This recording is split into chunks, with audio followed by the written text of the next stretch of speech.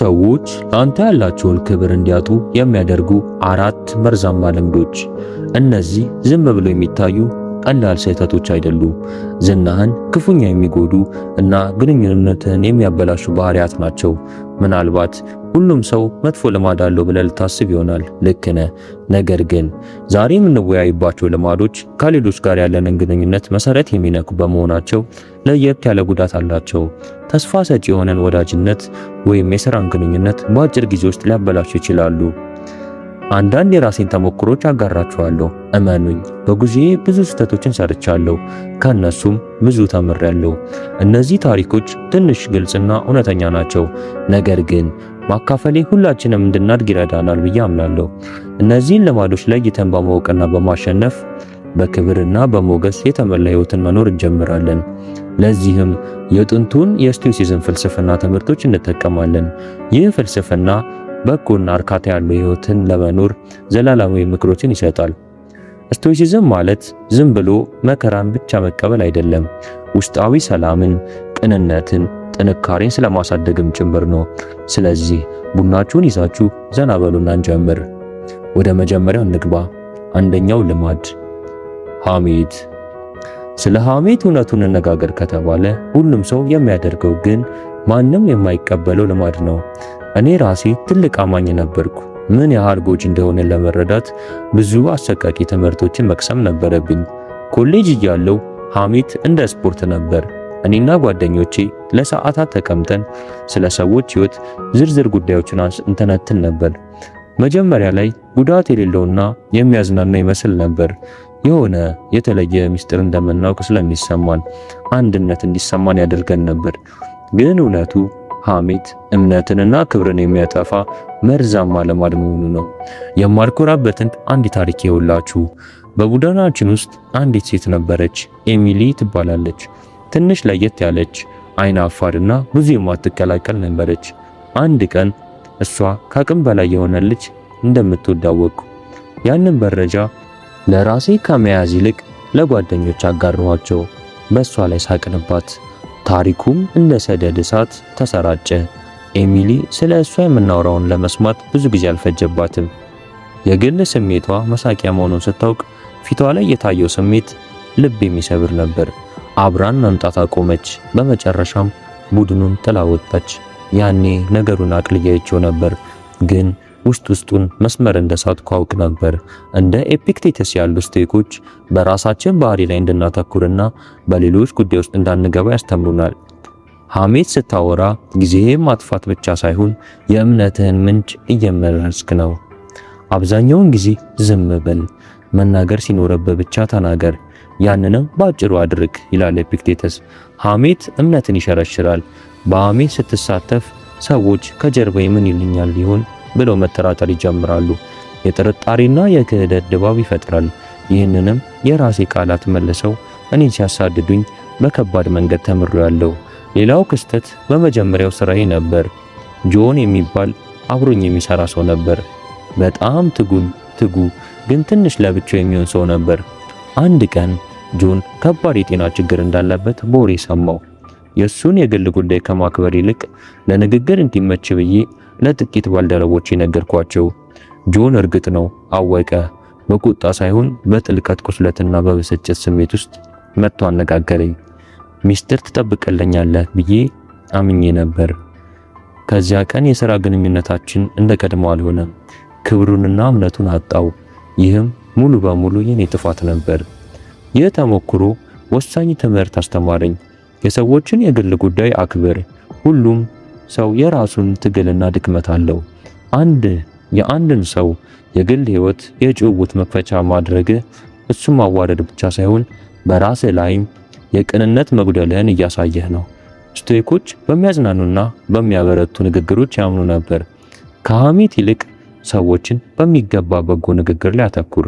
አስታውስ፣ አንድ ሰው ለአንተ የሚያማ ከሆነ ስለ አንተም ለሌላ ሰው ማማት የማይቀር ነው።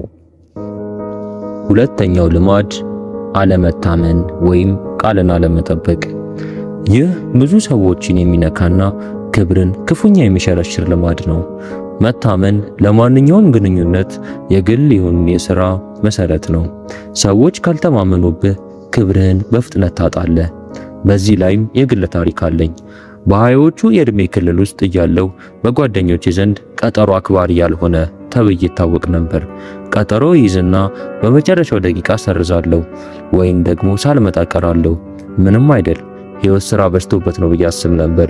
ግን አንድ ክስተት አይኔን ከፈተው።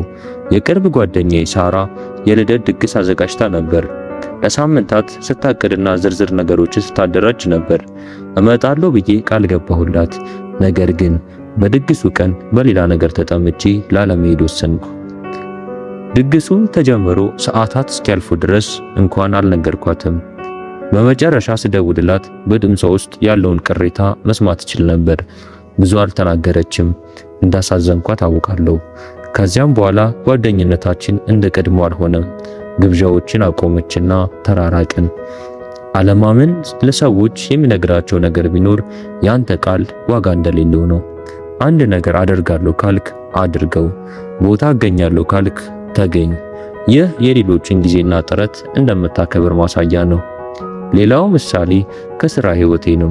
በሥራዬ መጀመሪያ ላይ ከአቅሜ በላይ ቃል የመግባትና ያንንም አለመፈጸም ልማድ ነበረኝ።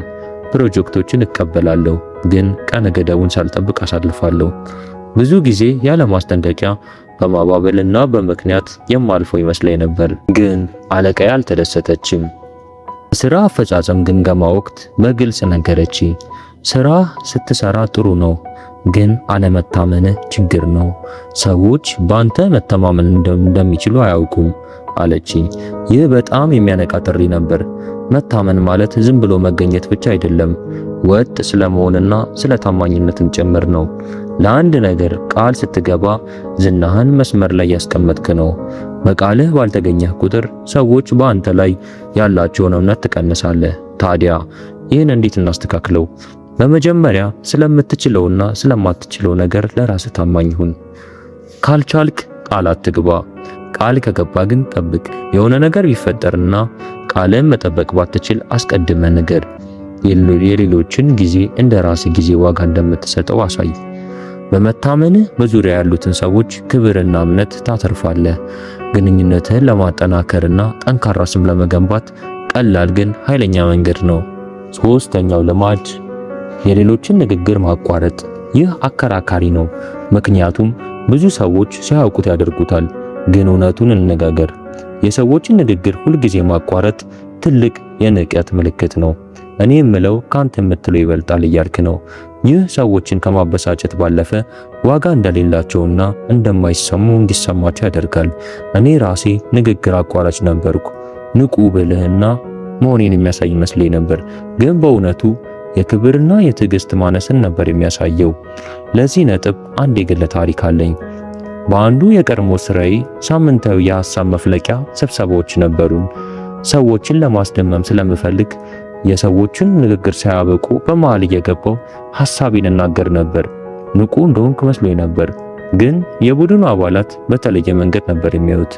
አንድ ቀን በስብሰባ መሃል ስራ አስኪያጄ ንግግሩን አቁማ በቀጥታ አነጋገረችኝ። ሰዎችን ሐሳባቸው እንዲጨርሱ መፍቀድ አለብህ አለችኝ። አንተ እያዳመጥክ አይደለም፣ ተራ ደርሶ ለመናገር ብቻ እየጠበቅክ ነው ስትለኝ በጣም አፈርኩ።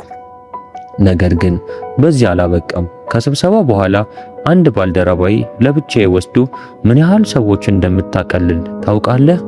ያንተ ሐሳብ ብቻ ዋጋ ያለው ይመስላል አለኝ። ይህ በጣም ጎዳኝ። ራሴን እንደ ንቁ እንጂ ሰውን እንደሚያቃልል አላየሁትም ነበር።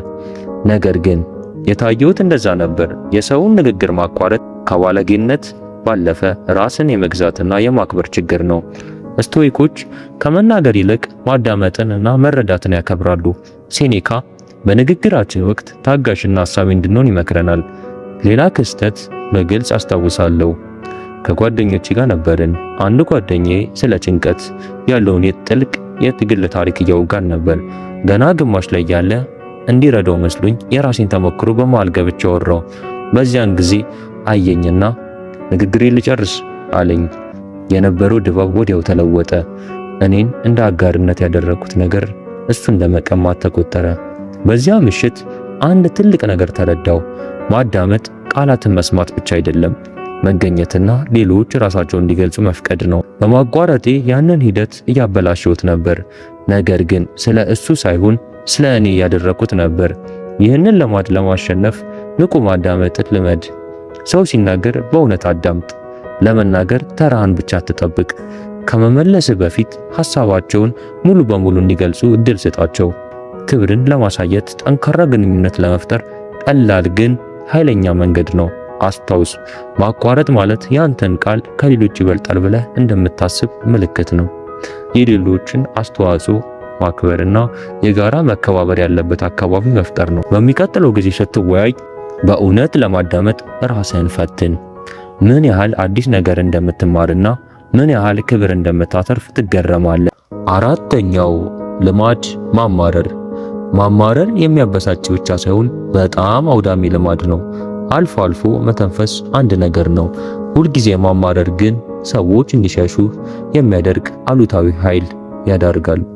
ይህ ልማድ ያንተንም ሆነ የሌሎችን ጉልበት ይጨርሳል። ይህም ለክብር መጥፋትና ለግንኙነት መበላሸት ይዳርጋል። እኔ ራሴ ዘወትር አማራሪ ነበርኩ። በጋራ ችግሮቼ ላይ በመነጋገር ከሰዎች ጋር መቀራረብ የምችልበት መንገድ ይመስለኝ ነበር። ነገር ግን ይህ ልማድ ምን ያህል አውዳሚ እንደሆነ ለመረዳት ብዙ ጊዜ አልፈጀብኝ። አንድ የግል ታሪክ ላካፍላችሁ። ከጥቂት ዓመታት በፊት በጣም አስቸጋሪ ስራ ላይ ነበርኩ። የስራው ጫና ከባድ ነበር። አመራሩ ያልተደራጀና ዋጋ እንደሌለኝ የሚሰማኝ ነበር። ለችግሮቼ መፍትሄ ከመፈለግ ይልቅ ለሰማኝ ሁሉ ዘወትር አማርር ነበር። ባልደረቦቼ፣ ጓደኞቼ፣ ቤተሰቦቼም ጭምር ሁሉ ስለ ቅሬታ ይሰሙ ነበር። መጀመሪያ ላይ ሰዎች ይራሩልኝ ነበር፣ አብሮኝ ይሰሙና የራሳቸውን ቅሬታ ያወሩ ነበር። ነገር ግን ጊዜ እያለፈ ሲሄድ ለውጥ አየሁ። ሰዎች እኔን ለመራቅ ጀመሩ። ጭውውቶች አጠሩ። ከስራ በኋላ ለሚደረጉ መሰባሰቦችም መጠራት አቆምኩ። የመጨረሻው መጥፎ አጋጣሚ የቅርብ ጓደኛዬ ሲነግረኝ ነበር፣ እወድሃለሁ ግን በጣም አሉታዊ የሆንክ ነው፣ ካንተ ጋር መሆን ሰላም ይነሳል አለኝ። ስቶይኮች መቆጣጠር በምንችለው ነገር ላይ እንድናተኩርና የማንችለው እንድንቀበል ያምናሉ። ሁልጊዜ ማማረር ባሉታዊ ነገር ላይ ብቻ እንድታተኩር ያደርጋል። ይህ ደግሞ ያንተን አስተሳሰብ ብቻ ሳይሆን ሰዎች አንተን የሚያዩበትን መንገድ ይነካል። ከመፍትሄ ይልቅ በችግር ላይ እንደምታተኩር ያሳያል። ይህም የማይማርክ ባህሪ ነው። ሌላው ይህንን የተረዳውበት አጋጣሚ ኮሌጅ እያለሁ በቡድን ስራ ወቅት ነበር። አንዱ የቡድን አባላችን ያለማቋረጥ አማራሪ ነበር። በየስብሰባው ስለ ስራው መብዛት፣ ስለ መምህሩ ደካማነት፣ ስለ ፕሮጀክቱ አላስፈላጊነት ያወራ ነበር። የሱ አሉታዊነት ተላላፊ ነበር። የቡድኑ ሞራል ወዲያው ወደቀ።